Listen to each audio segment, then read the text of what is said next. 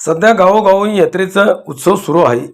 यात्रेच्या निमित्ताने काळवाडी येथे आपल्या मामाच्या गावी आलेल्या रुद्र महेंद्र फापाळे या 8 वर्षाच्या मुलाला सकाळी 8:30च्या दरम्यान घराजवळ खेळत असताना बिबट्याने ओढून उसात नेले। या घटनेत मुलाचा मृत्यू झाला आहे। जुन्नर तालुक्यातील बिबट्याच्या हल्ल्यात अजून एका बालकाचा समावेश झाला आहे। या घटनेने काळवाडी ग्रामस्थ संतप्त झाले असून परिसरात शोककळा पसरली आहे। विघ्न सहकारी साखर कारखाने चेअरमन सत्यशील शेरकर यांनी घटनास्थळी भेट देऊन ग्रामस्थांचे सांत्वन करून बिबट्याचा बंदोबस्त करण्याची मागणी केली आहे। आता बिबट्याला गोळ्या घालण्याची वेळ आलेली आहे असं सत्यशील शेरकर म्हणाले। Bureau report, Jhanjhavat news, काळवाडी।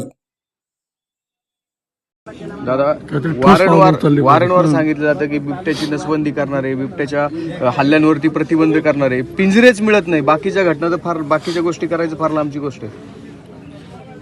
पिंजरे मिळत नाही, माझं म्हणणं आहे की शासनाने परवानगी द्यावा आणि हे बिबट्यांना शूट करण्याची परवानगी द्यावा। झालं पाहिजे, ही मागणी जनतेची आहे, हे झालं पाहिजे, ही झाली पाहिजे, हा निर्णय झाला पाहिजे। शेतकऱ्याला वाटतं वावरात जाऊन शासनाला जर जमत नसेल ना तर शासनाने जनतेवरती सोडावं, जनतेला अधिकार द्यावे। ते बिबटे सोडलेले आम्हाला माहिती नाही, द्यायलाच पाहिजे। ते बिबटे सोडताना लोकांनी बघितले।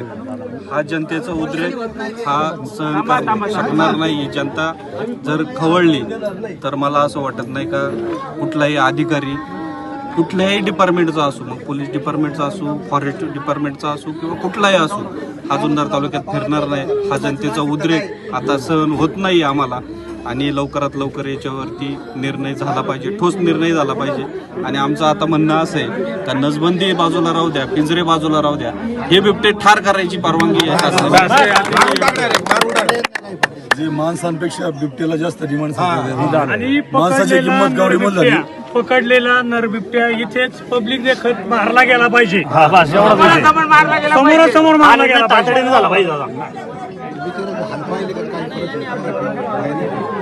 लोकांनी बघितले। हा जनतेचा उद्रेक हा सहन करू शकणार नाही। जनता जर खवळली तर मला असं वाटत नाही का कुठलाही अधिकारी कुठल्याही डिपार्टमेंटचा असो, मग पोलीस डिपार्टमेंटचा असो, फॉरेस्ट डिपार्टमेंटचा असो किंवा कुठलाही असो, हा जुन्नर तालुक्यात फिरणार नाही। हा जनतेचा उद्रेक आता सहन होत नाही आम्हाला आणि लवकरात लवकर याच्यावरती निर्णय झाला पाहिजे, ठोस निर्णय झाला पाहिजे। आणि आमचं आता म्हणणं असं आहे का नसबंदी बाजूला राहू द्या, पिंजरे बाजूला राहू द्या, हे बिबटे ठार करायची परवानगी आहे शासनाने। जे माणसांपेक्षा बिबट्याला जास्त डिमांड आणि माणसाची किंमत गावडीमोल झाली। पकडलेला नर बिबट्या इथेच पब्लिक देखत मारला गेला पाहिजे, समोरासमोर मारला गेला पाहिजे, झाला पाहिजे। त्यांना जमत नसेल, नसबंदी जमत नसेल, त्यांना बिबट्यांचं जर योग्य त्यांना विल्हेवाट लावता येत नसेल तर मग द्या ना जनतेच्या हातामध्ये। कशाला जनतेच्या हातामध्ये द्यावं, जनतेच्या हातात देऊन टाकावं। काय झाडाला आम्ही निर्णय घेऊ काय करायचं। हल्ला झाला, अभिषेक शेठ तुम्हाला त्याचे व्हिडिओ पाठवले, तुम्ही दिल्लीमध्ये होतात।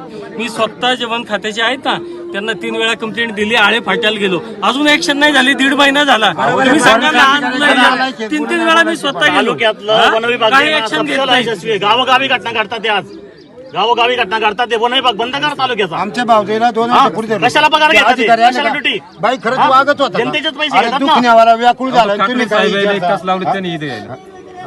अधिकारी सुद्धा वेळ देत नाही, ताळमेळ नाही अधिकाऱ्यांचा एकमेकाला। जे आले ते सुद्धा संरक्षण स्वतःला घेऊन आले दादा इथं। जी घटना घडली त्या घटनेत तो जो काय लहान मुलगा आहे तो जर मी आता पाहिला, मला खूप वाईट वाटलं। जर तुम्ही जर बघितलं तर असे प्रसंग कुणावर दुश्मनावर कधी येऊ नये। राज्यकर्त्यांना माझी विनंती की तुम्ही या, बघा, शासनाचे अधिकारी असतील, शासनाचे जे काही पदाधिकारी असतील त्यांनी येऊन बघा आणि विचार करा का त्या आईवडिलांवर, त्याच्या परिवारावर, पाहुण्यावर काय बितत असेल।